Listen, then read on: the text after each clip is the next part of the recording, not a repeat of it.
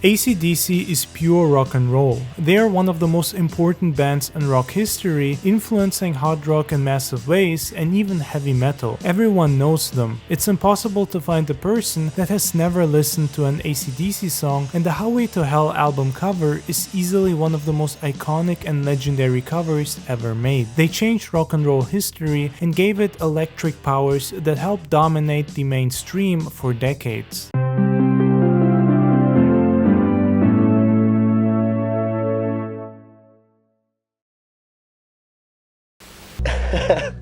Hello, this is Bon from acdc, reminding you that you're on countdown throughout Australia.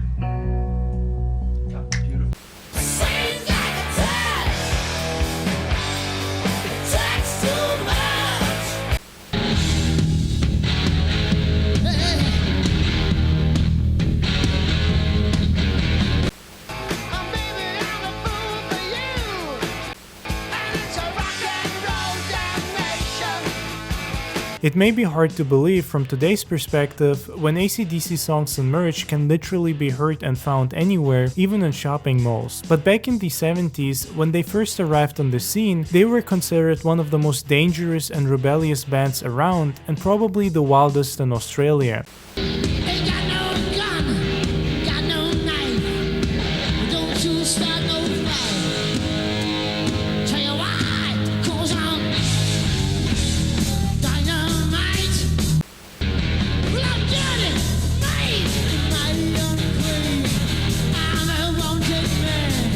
The Satanic Panic was all over the mainstream news at that point, and Christians were clutching their pearls, coming at the band with all sorts of accusations, such as the claim that acdc stands for Anti-Christian Devil's Children, rather than what it actually stands for, which is Alternating Current Direct Current.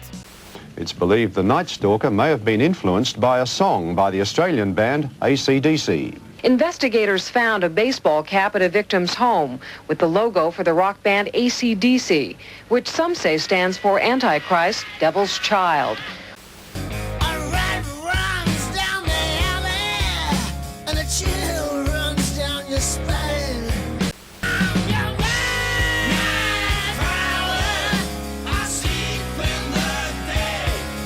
acdc, are they mere musicians or accomplices as well? Some media reports have suggested that Richard Ramirez, the so-called Night Stalker, accused of murdering 15 people in California, was influenced by the acdc song Night Prowler. I mean, you get your inspiration from something. In the case of that song, it's been completely taken out of context. The story come from, mainly there was a guy that used to steal underwear off people's laundry lines, and that inspired, well, it wasn't Brian that wrote the lyrics, it was a guy, Bon Scott, since dead. That inspired him to go out and write a song about that. That's what Night Prowler's about. That's what Night Prowler is about. Congress has been holding hearings recently on the subject of whether there should be warning labels on records whose lyrics are judged objectionable. A prime target for those who favor the labels? acdc. acdc. Some people say that stands for Antichrist, Devil's Child. Does it? It came from the back of my sister's sewing machine. Sewing machine? Yeah. You know, it's on any electrical appliance. And someone walks across your grave and you wish the sun would shine. Worst of all, people claiming that acdc are satanic still exist, and it will forever blow my mind how anybody can be this brainless and easily offended that they can't handle some pure badass rock and roll songs. Which is exactly what acdc is, especially back when Bon Scott was still alive, which I personally consider their golden age and best years. No disrespect to Brian, I think he's amazing too, and I'd even call him one of the greatest rock vocalists of all time. He contributed to some of the band's best albums.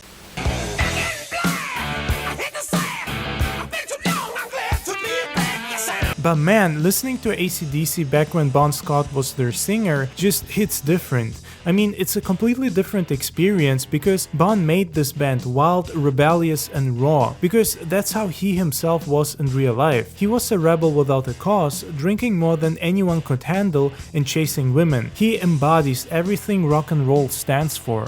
I was losing my mind, there was nothing that she wouldn't do.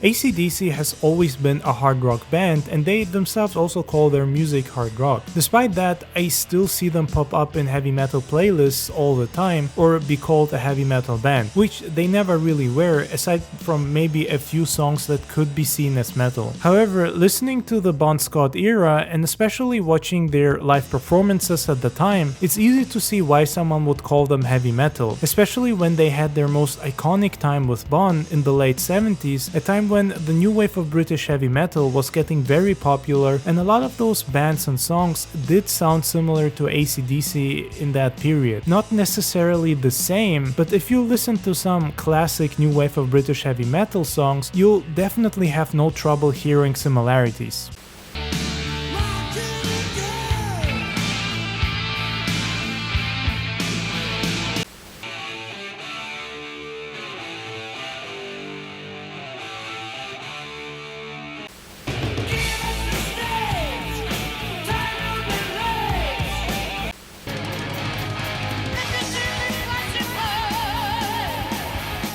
But acdc's live shows, that's where this power can be seen the most. I mean, just watch their performance in Rock Goes to College 1978 and then tell me that that's not pure heavy metal energy. That entire concert is metal as fuck, with Angus shredding his SG like an absolute madman possessed by demons, everyone banging their heads as violently as they can, and Bon singing lyrics that sound raw, heavy, and like he just drank 20 bottles of whiskey.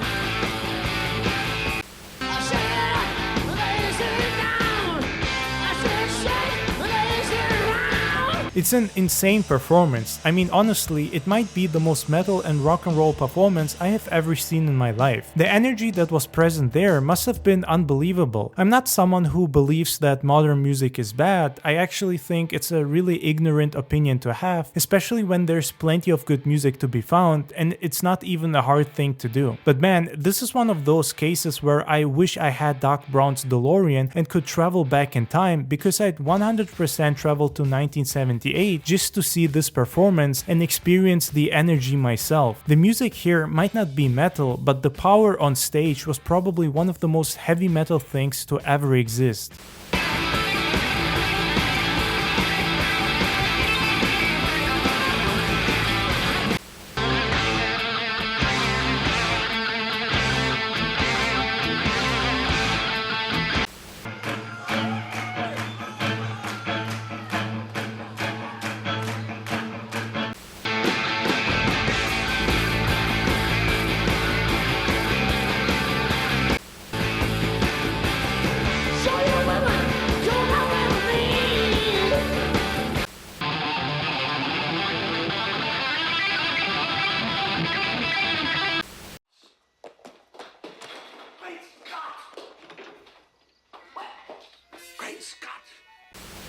I guess you guys aren't ready for that yet. But your kids are gonna love it. That's why to me, even though Bon Scott sang hard rock and blues rock, he will always be the one singer I point towards the most when someone asks me what heavy metal energy is. Because he was one of a kind, he lived what he preached. 70s era acdc is when they were at their creative peak in my opinion, and that's when they made most of their best albums. It's also when they were still experimenting with different sounds and actually trying to innovate or make each album sound different, which is something they stopped doing after Back in Black in my opinion. I mean, I love Brian as their singer too, and with them they made some absolutely amazing music. But it feels like once he joined them, their sound pretty much stopped evolving or changing, and they decided to just keep sounding like Back in Black forever, which isn't his fault at all. I suppose it was either a band decision or they're just happy with how they sound, and they see no reason to change anything. And to be fair, I can totally understand that, plus I'm assuming this helped them through the 90s, as AC/DC didn't really suffer that much there compared to a lot of other 70s and 80s bands.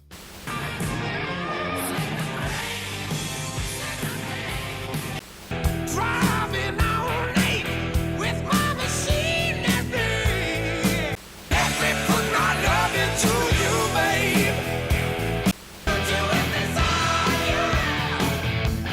Don't you know the lyrics I heard him say. When I think of the sweat.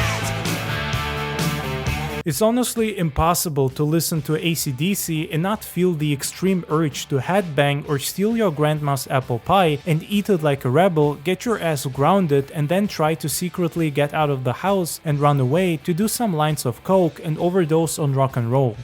Said I ain't spending my life here. Gonna make a jailbreak.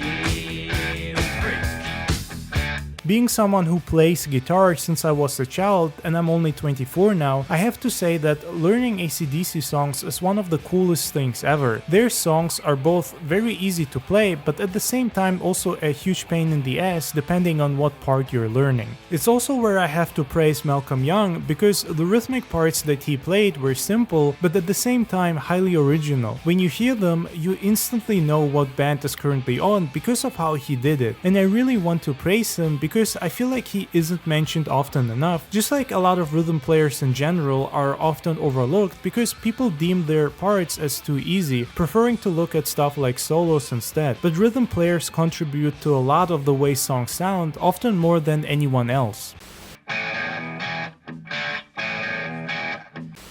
I'm gonna make a jailbreak. All in the name of liberty.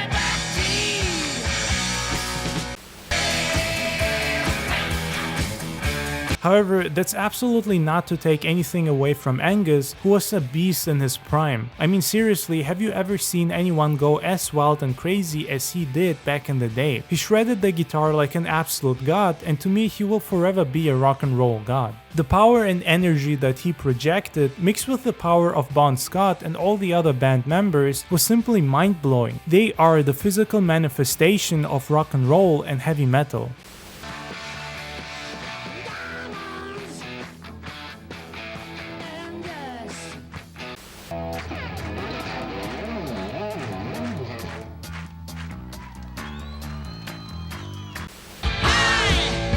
Voltage, rock and roll.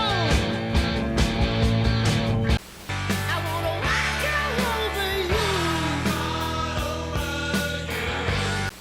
All over town, looking for a woman. Gonna give me good love.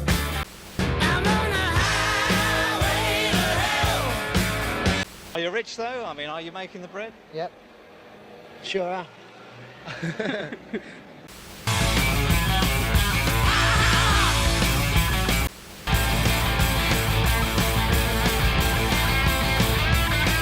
Any truth in it? Yeah, wow. I'll be ready. Oh. Are the police?